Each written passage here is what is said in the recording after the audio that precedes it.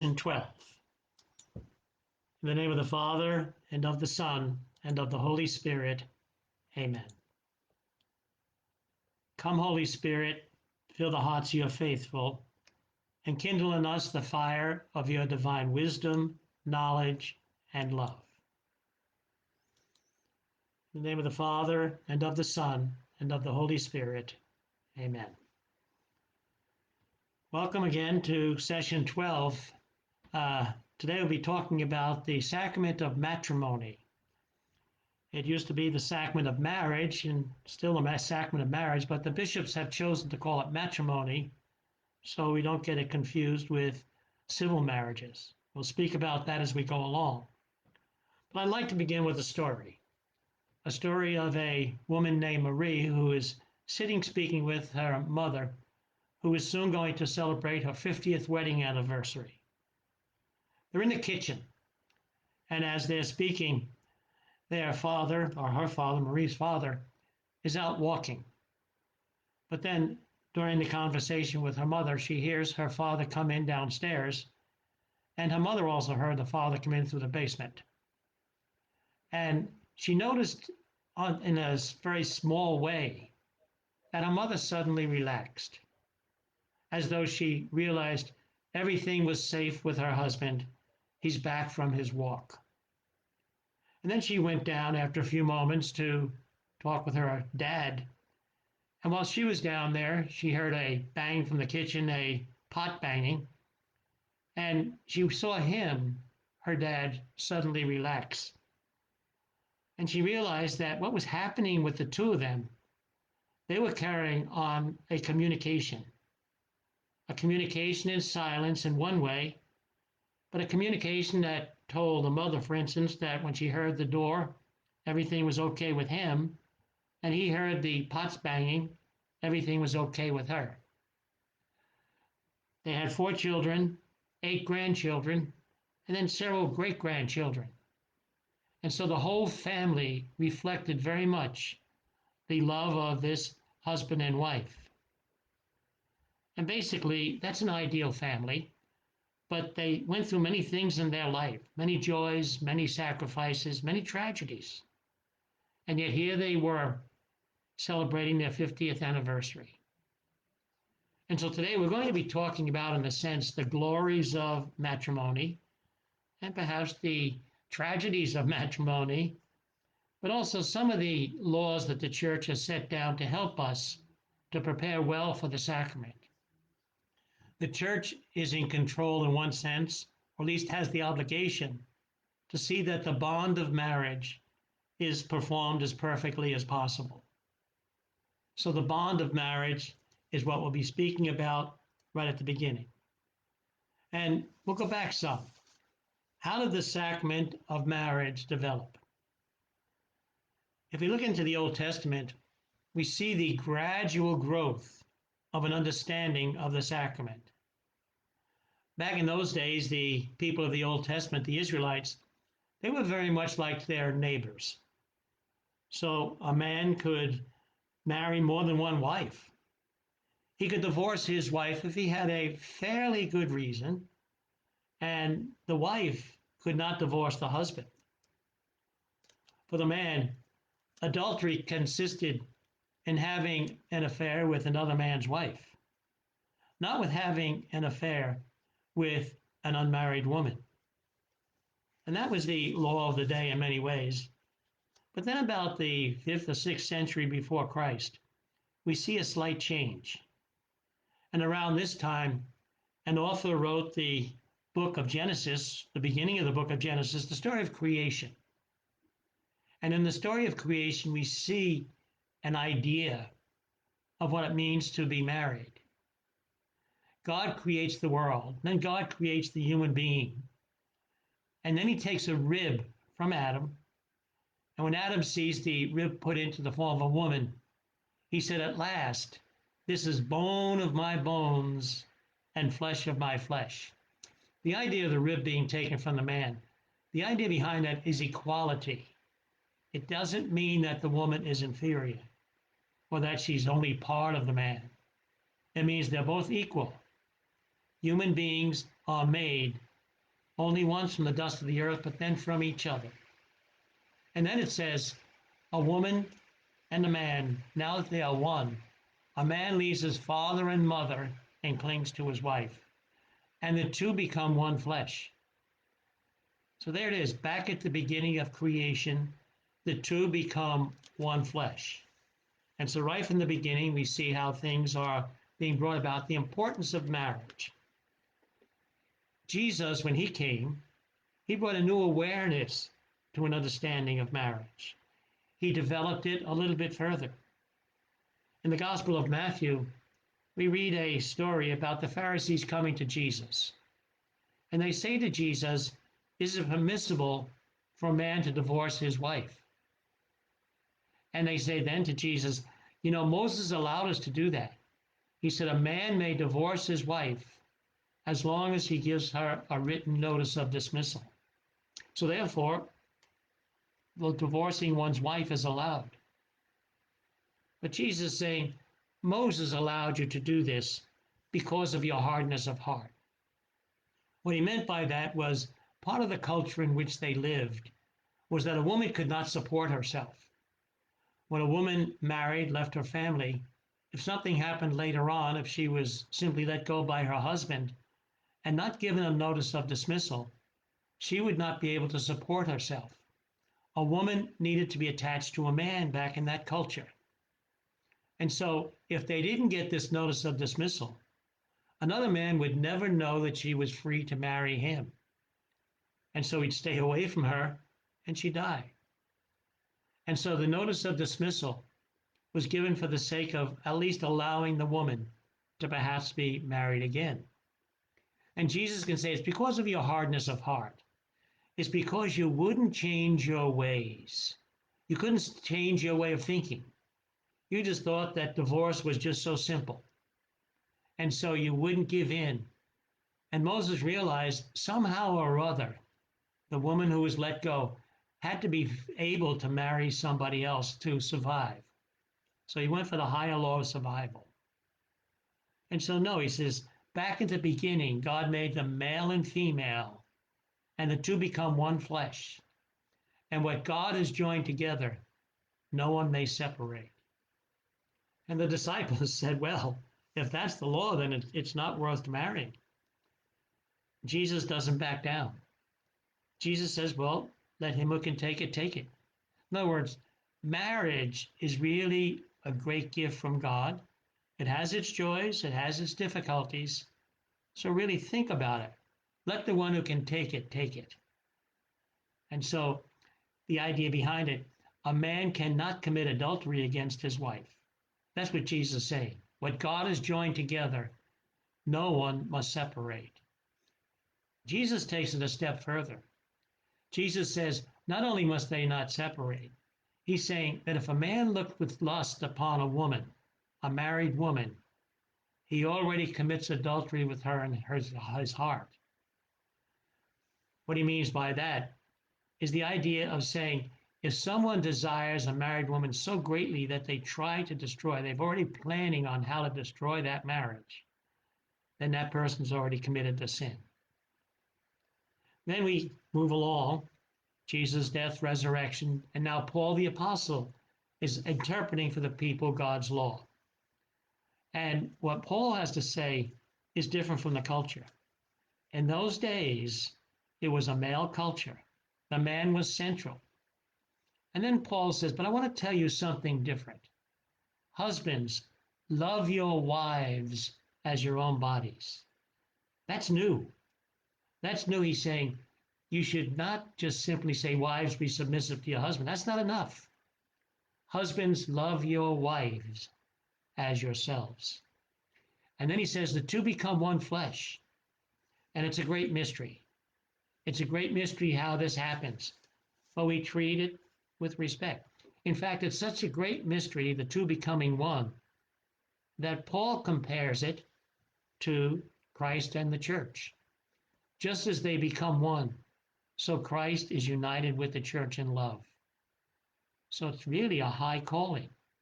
Marriage, matrimony, is a high calling. And so that's what Paul is saying. It's the highest calling. It's the highest kind of comparison that a person could make. What's the purpose of marriage? God, the author of marriage, establishes the purpose in the scriptures. He established basically marriage is for the family. It's the center of God's creation. It's really the stability of God's creation. Somebody once said, as marriage goes, or as the family goes, as the family goes, so the world goes. God made family central to creation. And so we have the obligation, we have the gift of matrimony, but also the recognition that families don't just simply say, well, now that we're married, they have to now live it out. One of the dangers that we run, perhaps, is that there's a great deal of time spent in weddings, preparing for the wedding. What about the flowers? What about this? What about that? Who's going to be best man? Who's going to be maid of honor? But after the wedding, after the party, after the honeymoon, life goes on. How well do we prepare for that? So one purpose of marriage shares in God's creative power of bringing life into the world. That's amazing. God set up creation in such a way that every new creature is not automatically created. They bring it about by man and woman through procreation. It's the gift of God's creation to give birth.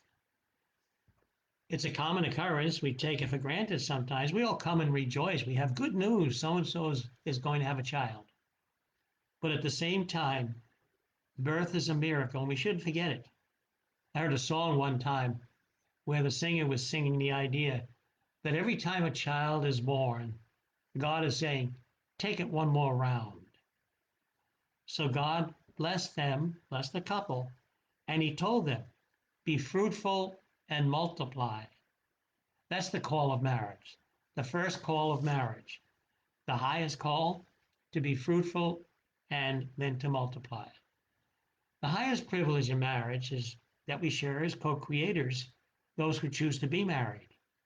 Privilege in married life is that we're meant to really reach out. Those who get married are meant to not only provide for the birth of the child, but also to raise the child.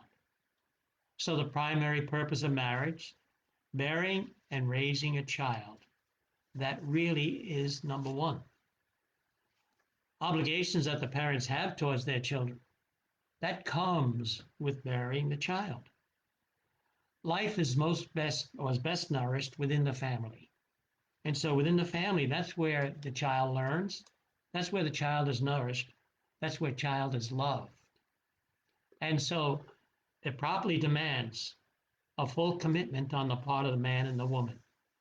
And so God provided for that. God gave us the sacrament of matrimony. Through matrimony, God shares special graces. And that's the value of it. The value is we don't see those graces, just as we don't see all the sacraments. What happens when someone's baptized? We see water poured. We don't see it with our eyes, but we believe it. Same thing in marriage. When a couple is married, the two become one, and God steps in a special way. Parents have an obligation to raise their children. Catholic parents, they raise their children in the Catholic faith. And so that's an obligation on the part of the parents. I mentioned a while back about a book I read, Mr. Blue. And Mr. Blue was talking about sharing ideas. He said, imagine somebody with something good to say, keeping it to themselves. You couldn't think of that. But even more so, imagine somebody with something good to share, the Catholic faith, keeping it to themselves. The parents are called to share the faith with the child. So the privilege is not just having the child, the privilege is sharing the faith with the child. So we share it especially with those closest to us. At baptism, the parents accept this responsibility of raising the child in the faith. That means religious education. It means preparing them for the sacraments. It means seeing that they share in the sacraments in the early part of their life, and then giving them an example of how important it is to really love God and want to really share as a family. So then what happens? Parents must show love and respect for the children. That's of course understood. But however, a child is not a possession of a parent. That's one thing we really have to keep, especially today when we talk about abortion. Every now and then we hear about reproductive rights. Reproductive right, a woman does not have a right to say, I own that child in my womb. It's part of my body. That's not true. That's a fallacy. And so once born, too, the child then is an individual, depends on the parents, and it begins with the moment of conception. When a child reaches maturity, then parents must allow that child to follow his or her own calling in life. So we can't force a form of life on them saying, this is what you have to do with your life. This is the kind of profession you have to have. No, they're free to follow their own calling. Parents should show their children the dignity of human life, the dignity of family life. Children learn by example. They don't learn by words. Don't do this. If I don't do it and I tell them not to do it, they're going to do it. And so the idea is to show love and respect for all, not just by being told. And then perhaps a really difficult for some people today, and yet it's important, parents should share time with their children. With work today, some people doing 2 jobs, it becomes difficult, but it really is something that the church would like to see them sit down and say, how can we be sure to spend time with the children? That's a gift. It's a gift to spend time with children. That's all a primary reason for marriage, a primary purpose of marriage. But now the church also has another primary purpose for marriage. This is not a secondary purpose, it's one with that first primary purpose. And that one, development of love between the husband and wife. That is a primary purpose. Husbands and wives have the reason, the purpose of sharing love for each other. Love should flourish in the family. Love of husbands and wives should flourish in the family. Christ, who loves the church, says he loves the church as a husband loves his wife, and as a wife loves her husband. So the joys and tragedies of husband and wife develop love for each other. I was speaking with somebody one time, and she was saying, my husband and I, we've been through some very difficult times. It's times when we were upset with each other, times when I could say we might have felt like we hated each other. But she says, now looking back, I can see how our love developed. We held in there. And somehow those difficult times, at the end of them, made us realize how important we were to each other. And then the mutual love between a husband and wife, that develops through sexual sharing. Sexual sharing has a way of generating love. That's what God gave us the gift for, to generate love through sexual sharing. And so sexual sharing, that's a gift, not just pleasure. Pleasure comes with it. But the idea is that it generates love. Commitment for marriage, it allows trust and intimacy. Intimacy of believing, too, that this is the person with whom I want to share myself. So mutual love is also considered a primary purpose of marriage, just as procreation of children. So then, what is this sacrament of matrimony? It's a sacrament by which a baptized man and a baptized woman pledge their love and commitment to each other through a special covenant. A while back, I spoke about the idea of a covenant. A covenant is different from a contract. A contract means that, for instance, I might want to have my roof fixed, so I sign with a contractor. He's going to come at certain hours with his crew, work from 7 in the morning, maybe till 4 in the afternoon. When he goes home, I have no control over his life. What he does after he leaves here is up to him. I'm contracting for the work. I'm not contracting for his life. A covenant, however, is to enter into a deep relationship, giving a person each other, to committing oneself to another for as long as they both shall live. A covenant differs from a contract. Matrimony is not a contract, it's a covenant. The couple share in a deep covenant, which has a lot of repercussions for marriage. If a baptized man and a baptized woman share in the sacramental covenant, they also have obligations and privileges that come with it. So what happens is that they're called to share in a covenant. A covenant, by the way, when we're baptized, we're brought into a covenant. And so the church is saying, even in celebrating matrimony, the church has in its order of matrimony, it's saying Catholics who have not yet received the sacrament of confirmation, they ought to receive it to complete their Christian initiation before being admitted to the marriage, if this can be done without grave inconvenience. And so the church would want someone to fulfill the sacraments of initiation, baptism, confirmation, Eucharist, before entering into the sacrament of matrimony, if this can be done without a grave inconvenience. The sacrament of matrimony, again, we already talked about this, reflects the life of Christ for his church, the love of Christ for his church. There's really three people in every marriage, and this shapes the way of thinking of many of the things we do as church. The three people, baptized man, baptized woman, and Christ. And so all three can constitute marriage. So matrimony is the unity of a man and a woman, but also a unity with Christ. They enter into a deep relationship with each other, and they enter into a deeper relationship with Christ, who now accompanies them throughout their marriage. So a valid Christian marriage, it's one that Jesus tells no human being can dissolve. So it means people marry, consummate the marriage. They share in a union that nobody can dissolve.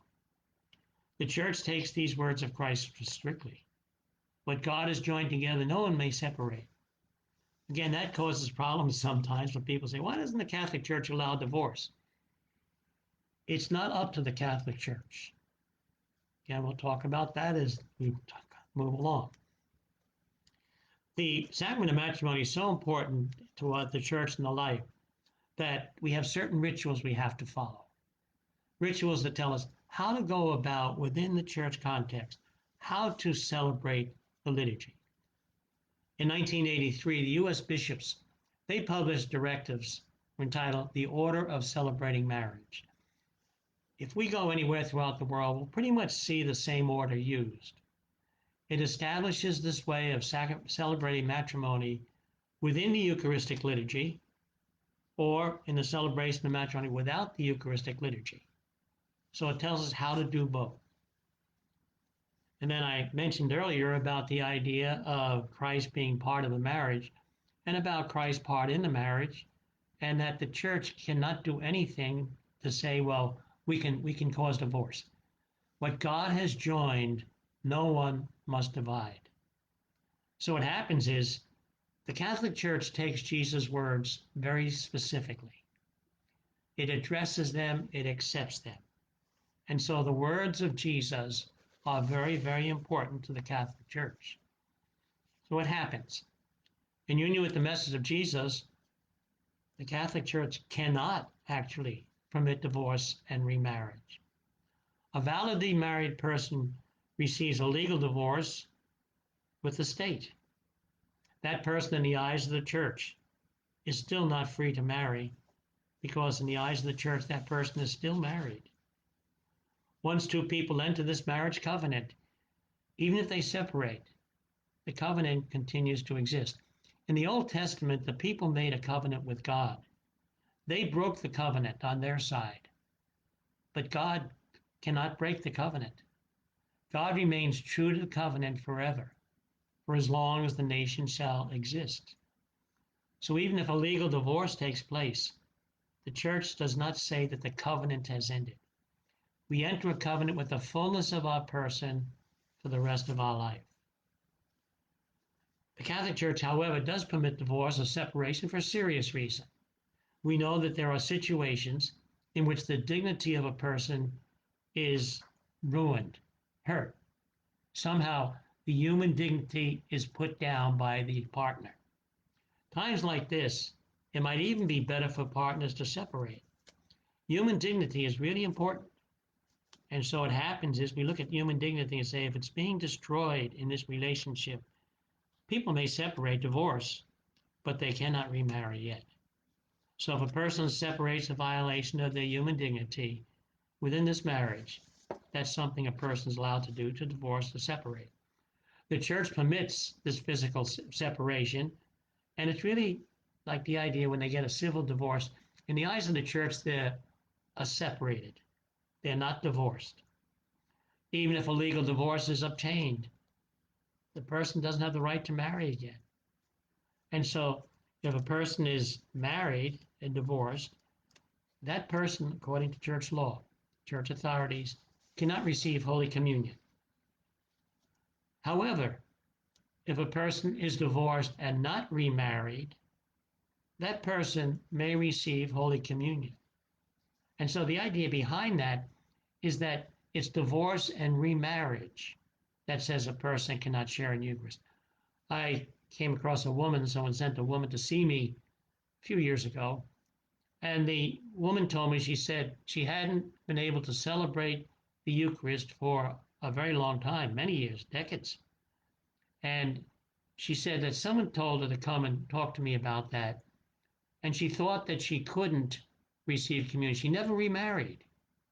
And I told her she could have been going to communion all those years. And she wept. She wept in joy, but she also wept at the idea, how could I have missed this? So if a person's divorced and not remarried, then they are able to receive the Eucharist. So it's permitted, that idea. A person who is divorced, even in remarriage, they're still welcome and called to share in the Eucharistic liturgy on Sundays or whatever, Saturday night. That obligation doesn't cease. The person still belongs to the church, and the church welcomes that person.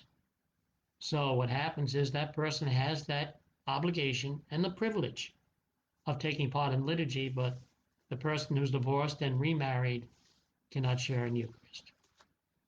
If there's any doubt in this about, if anything strikes a person or has questions, they should consult their pastor, to talk to the pastor about it. And then we have annulment, declaration of nullity. What is that? It consists in a declaration that a marriage in the church was not valid according to church law. So sometimes people do enter into a marriage, but there are certain needs that they don't fulfill, certain obligations. So it's not like if I can walk down the aisle and say I do, I'm married. There's obligations a couple must go through. So they have to decide in an annulment whether or not a marriage actually took place. So for instance, a couple who enters marriage and is able physically to have children and decides not to have children without a good reason, then that person is really entering an invalid marriage. So in that case, when I say without a good reason, a person can't say, well, I would like to have more income. I'd like to live more prosperously. I like to travel, and a child would hold me down. Not a good reason.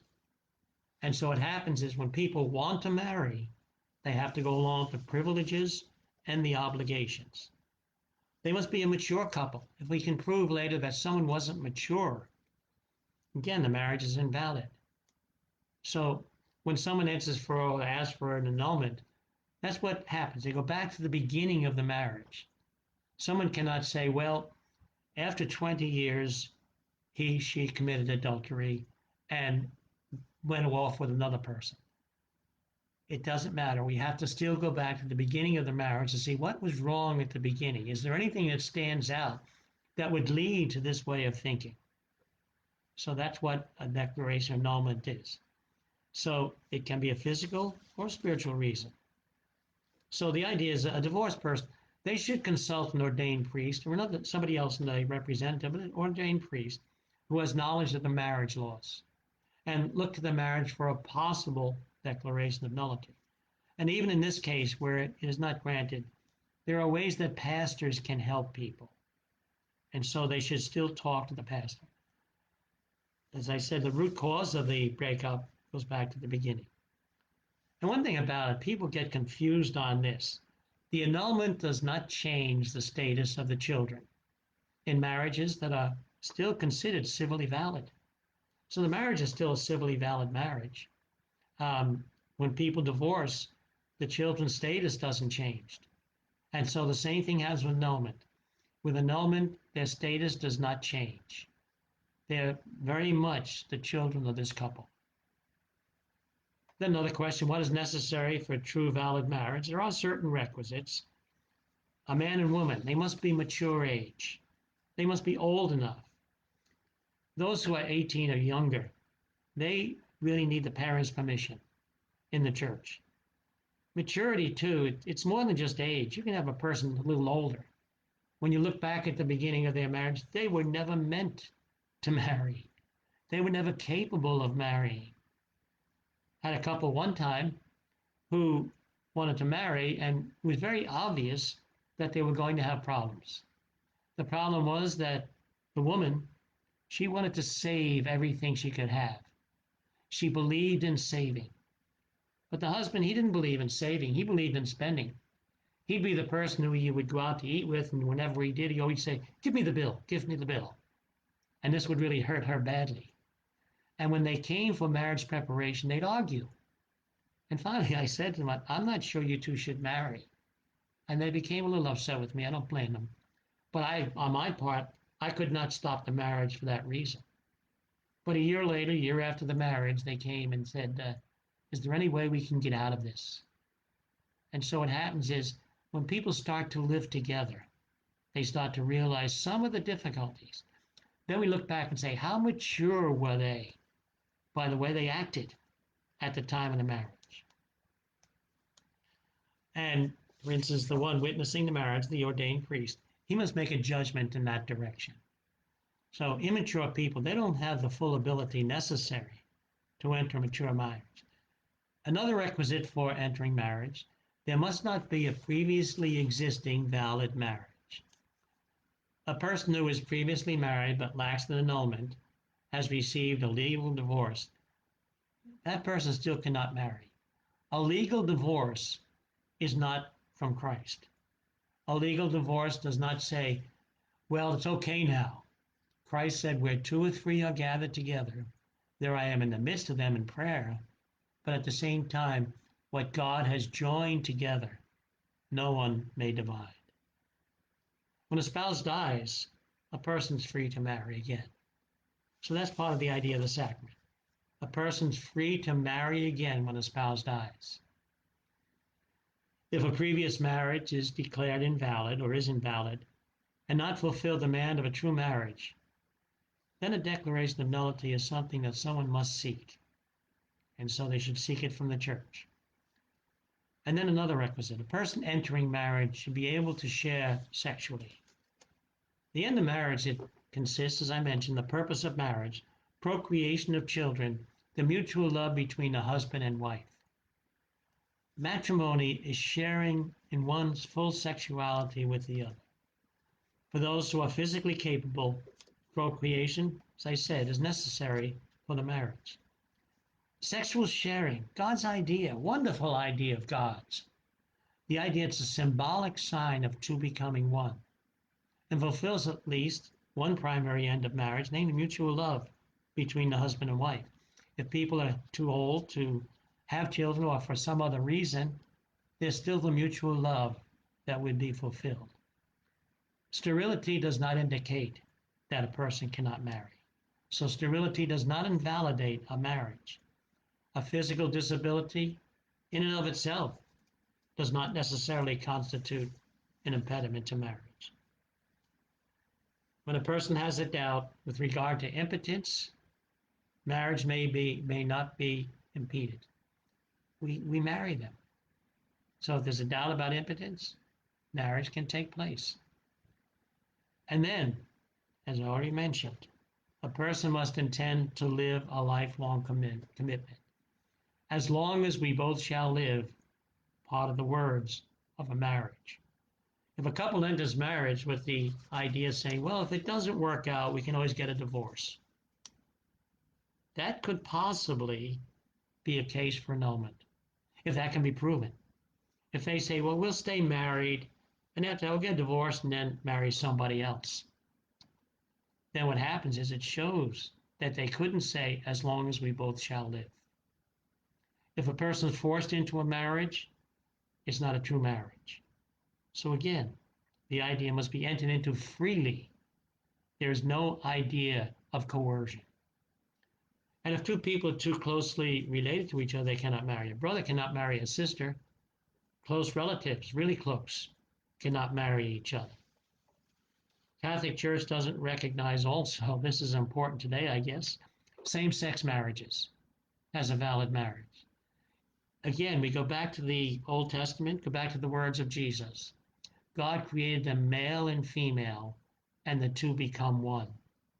So in the book of Genesis and both, the Catholic Church is recognizing that God created them male and female and said the two shall become one, and only for male and female.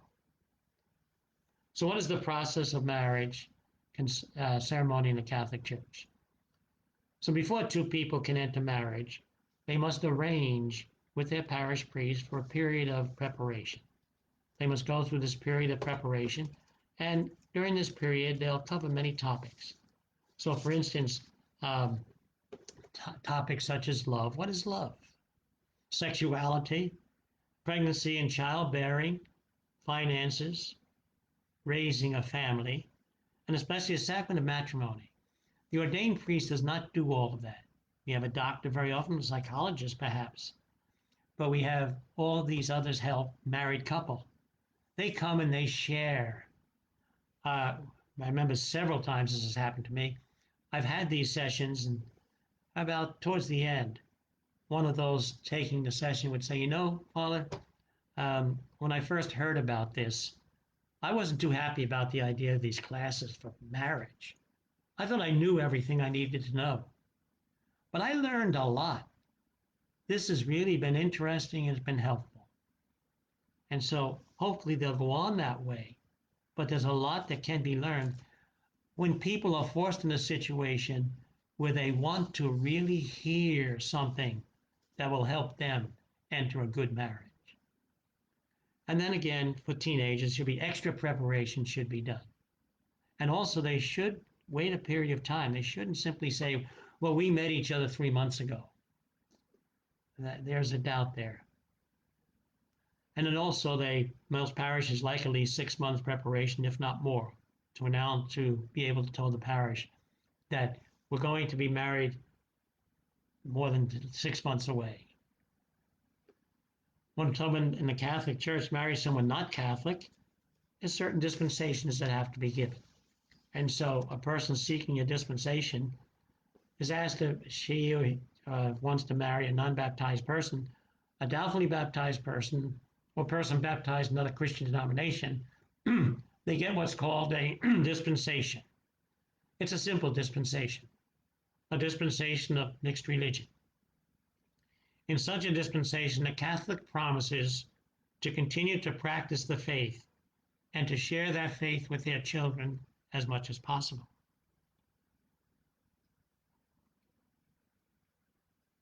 The partner must be aware of this, but the partner is not requested to sign any promises.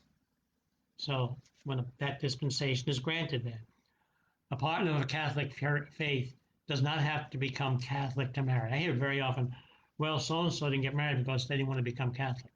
You don't have to become Catholic. And then usually the names of those who are going to enter the sacrament of matrimony are announced in the parish bulletin 3 weeks ahead of time, perhaps announced from the pulpit, mostly in parish bulletins. And the reason for this is to assure the parish, the people, that no previous marriage exists or that there's no impediments to the marriage. In some other churches, we'll hear during the marriage ceremony, they'll say, does anyone here have any reason why this marriage should not take place? Catholic Church does not do that. The banns of marriage take care of that. Actually, only Catholics are obliged to have the banns of marriage read.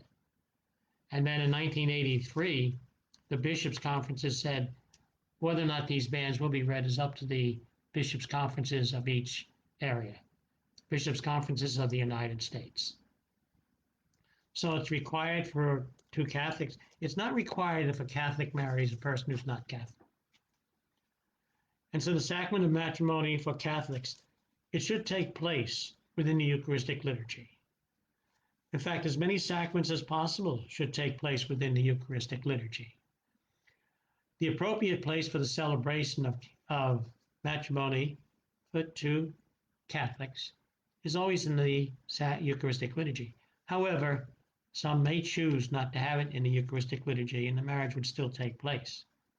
And then also, usually for people of mixed religion, they prefer not to have the Eucharistic liturgy celebrated, so they may have it with liturgy, marriage liturgy, but at the same time, not with the Eucharist.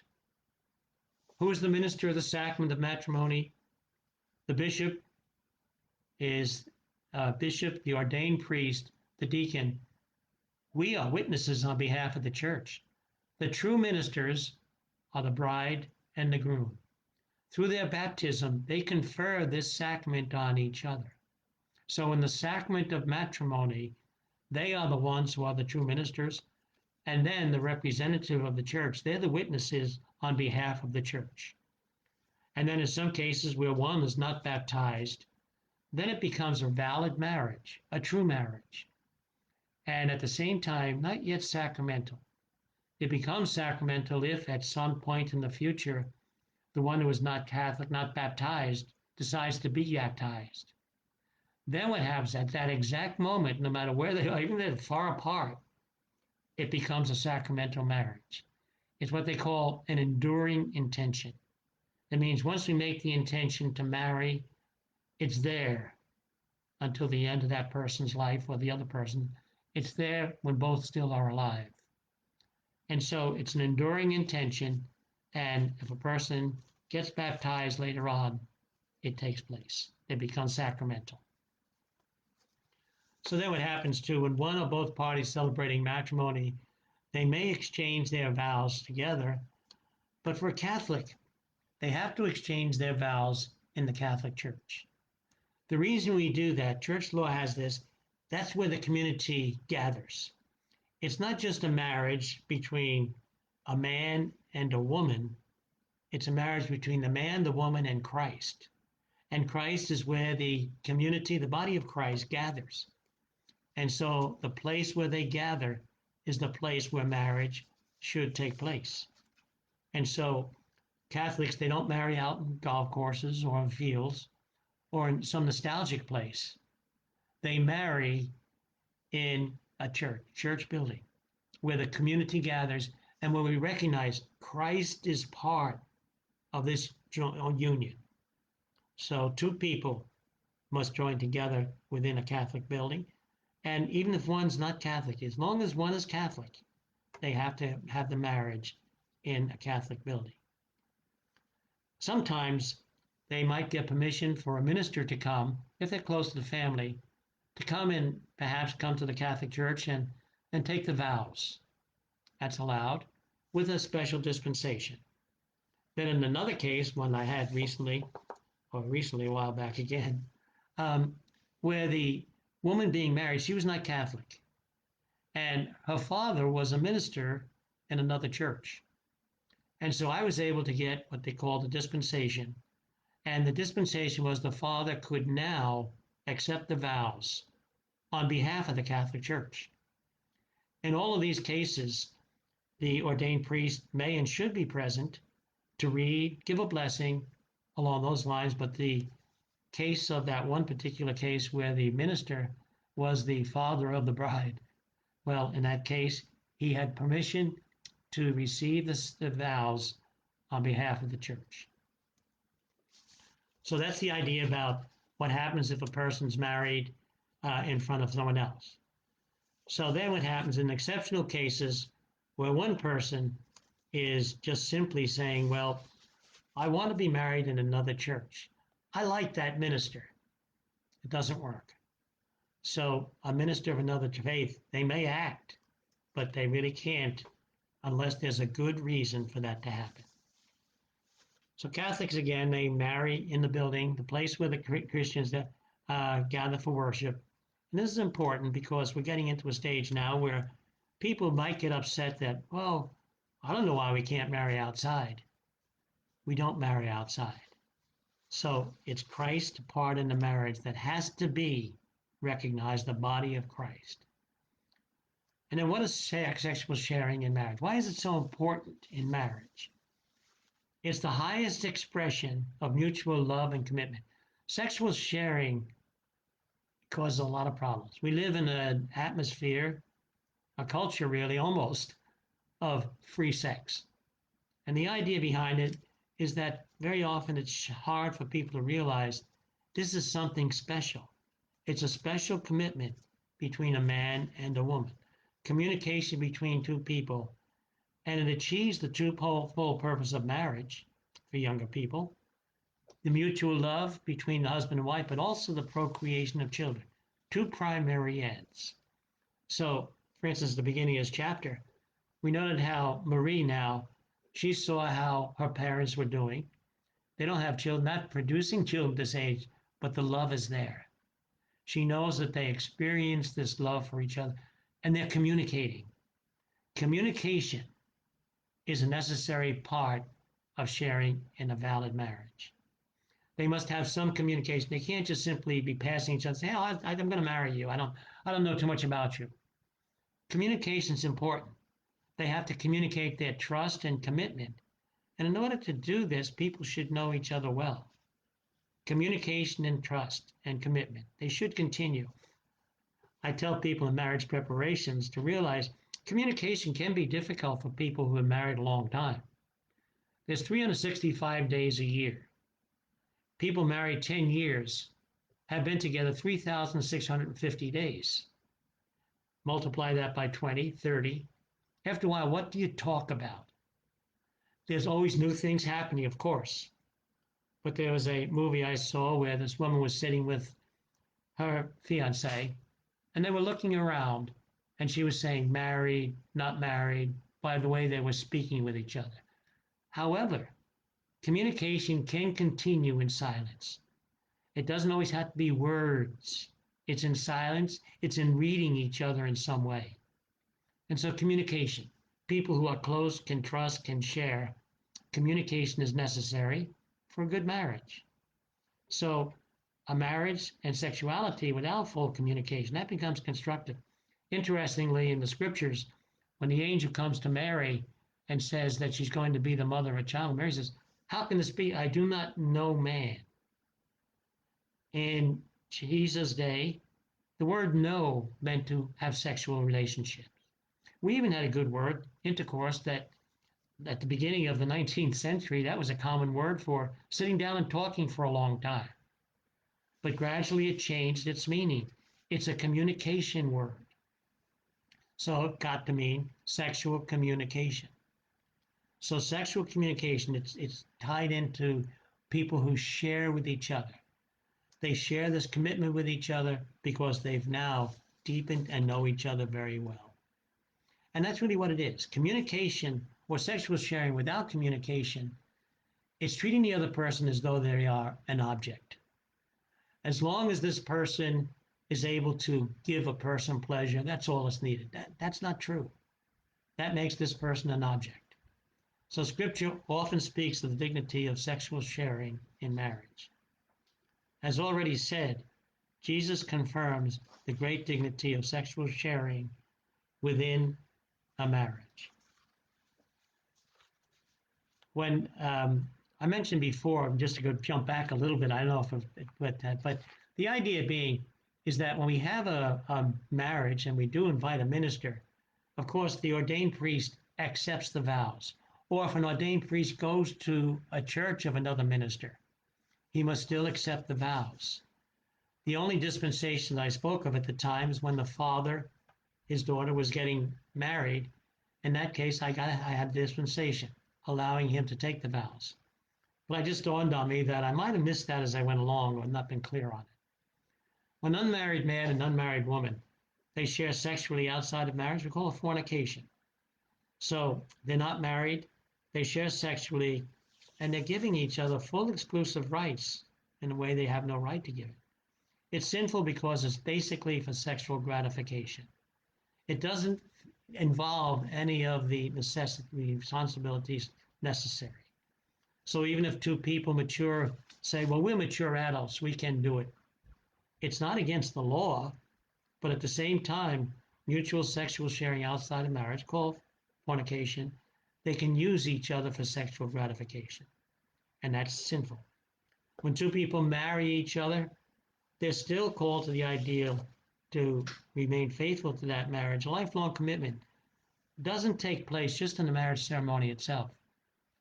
So the idea being is that people who commit themselves to each other, they must give themselves to each other. So before the marriage, there's a tremendous, tremendous difficulty with those who are engaged.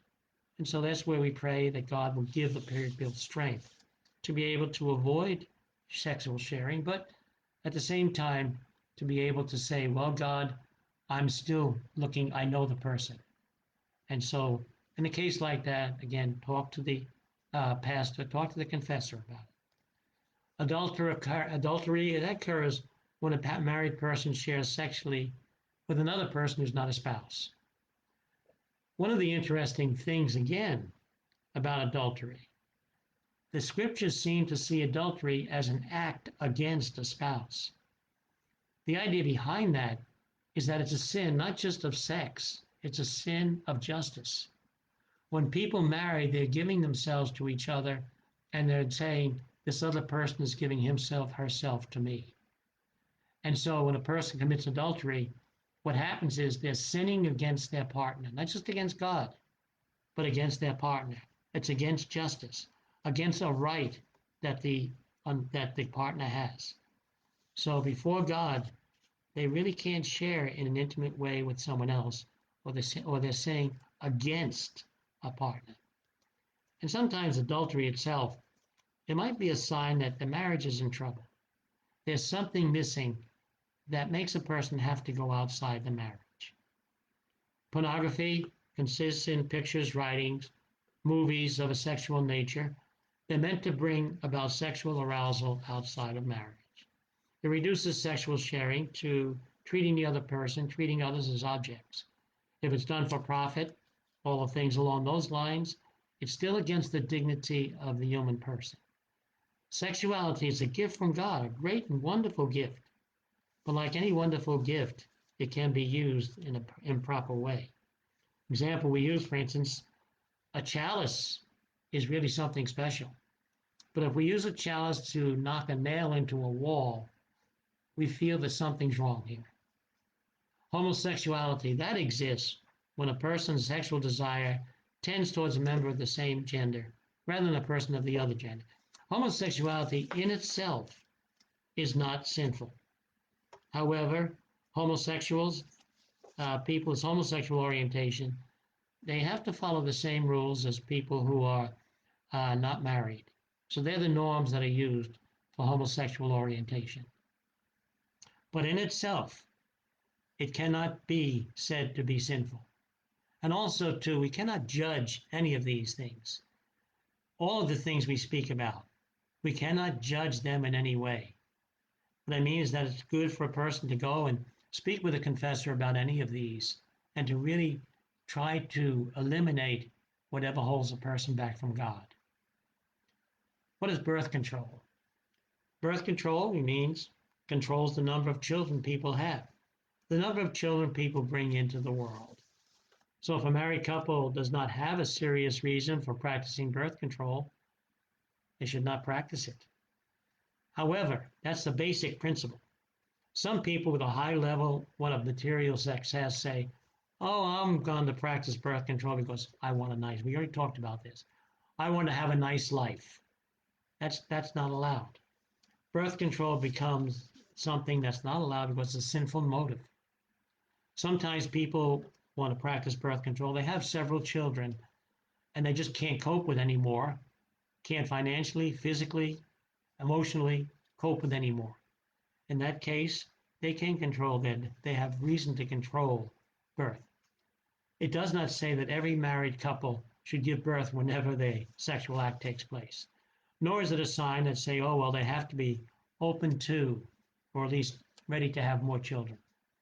Catholics are allowed to plan how many they can cope with, how many they can respond to, how many they can afford. So it does cost. So they have to consider their capability as parents. But in marriage, if they're capable of having children, they must at least have a child and not be able to say, we're not going to have children at all. What is artificial or contraceptive birth control? It's contrary to God's law. We refer to things such as pills, devices used to avoid the conception of a child. Marriage is, again, directed towards procreation of children, mutual love. And so these must be fulfilled. And so in some ways, contraceptive, other devices could interfere with them. In the eyes of church authority, anything that intervenes in an artificial way is contrary to the idea of marriage. And again, telling that this is where we should speak with a confessor. Speak to your confessor about this. Then we have natural birth control. It's permitted by the church for special reasons. Natural birth control is several different methods. And so again, talk to the pastor or someone else and find out. Sometimes there's sessions for this, how to do natural birth control. Then those in authority, they must call others in their life, in their church, to live a full life as a Christian. Church authority, it's conscious of the problem of people. And so it knows the difficulty. It's a difficulty that we have to say, well, if I were in that situation, what would I do? And know that it's a difficult situation. It takes a high degree of virtue to be able to plan and how to keep it within God's rules. So we should never judge or condemn someone who is using artificial birth control. This judgment exists between the penitent and the penitent's confessor. Direct abortion. It's never permitted and is a serious sin. Abortion is the direct killing of a fetus or an embryo, or causing an occasion that would bring about this death. As I mentioned earlier, the idea of saying, I have reproductive rights, a woman does, to avoid birth. However, for certain reasons, to avoid birth, or conception. However, once human life begins, a woman does not have control of that. She doesn't own the fetus within her, even though it is in her body and gets nourishment from the body. It's still an individual that's inside there. And so when they talk about reproductive rights, that's kind of a fallacy. It doesn't really fit the situation. To destroy the fetus and embryo while it's in the womb, or to cause an ejection when it's outside the womb. This can be done, but this is not done validly. It's a sin. A person who has had a divorce, not a divorce, an abortion, they should talk to a pastor again. The pastor does have the power here in the United States to absolve in those situations, but also should talk to the person about it and see where the person is, what kind of, what led to it, and what a person has to go about for it. So that's one of the ideas. Abortion is a bad thing because those who are not born, they need someone to speak out for them. That's why the church is so strong in this issue. It's not the only issue that we have to say for pro-life. There are many issues for pro-life. However, abortion is one of them, and it's speaking out for the voiceless. They don't have a voice to speak for themselves. Anyone who performs an abortion, encourages or forces someone into an abortion is also guilty of sharing in that abortion. So it's something they have to confess. Indirect abortion may be permitted at times. Indirect abortion means we're not directly killing the child. What that would mean, for instance, a woman has a cancerous womb and she's pregnant. And so what happens is they say, well, if we don't remove it, the woman will die and the fetus will die. In removing the womb, the intention is to help the woman to help everybody. And so it's to help, not to destroy. And so in removing the womb, the fetus will die. It's not a direct killing of the fetus. And so that's what an indirect abortion is, not the direct killing of a fetus. And so in doing such a thing like that called indirect abortion, that's permitted. But abortion, no, that's not permitted. An embryo must be treated with the same dignity as any human being. The embryo is a human being. Listed procedures must be performed. The embryo actually should be treated with respect. So safeguard, heal the embryo's health, to really do everything in our power to be sure that the embryo is seen as a human person and allowed to grow and be nourished as a human person, separate but in the woman. And as we see all that, there are certain things. We have the gift of marriage, gift of matrimony.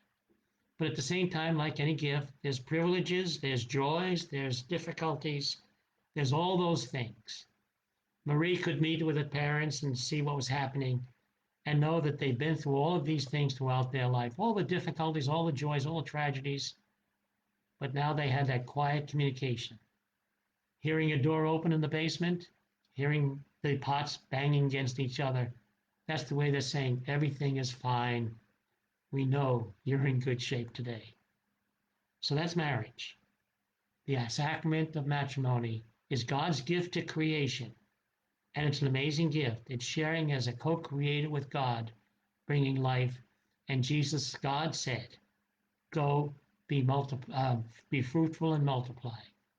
So with the grace of God, we now recognize matrimony, the great sacrament given by God, has its obligations and its privileges.